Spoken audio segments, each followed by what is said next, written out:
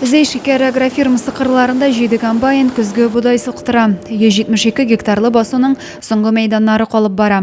172 гектарлы басу, сорт скипетр, көзгө будай, 130 гектарын алды енді, қалды аларға 40 гектар.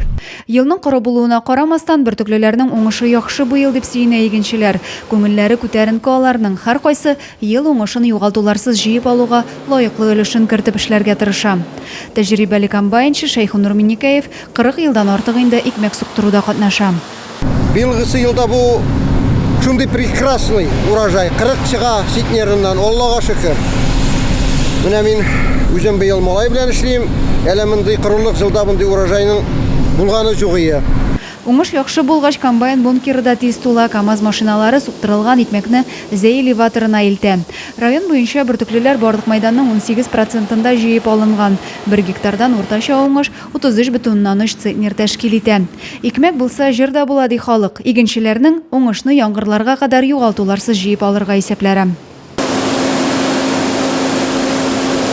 Адилә Бөрханова, Максим Майоров, Александр Тимофеев, Зей хәбәрләре.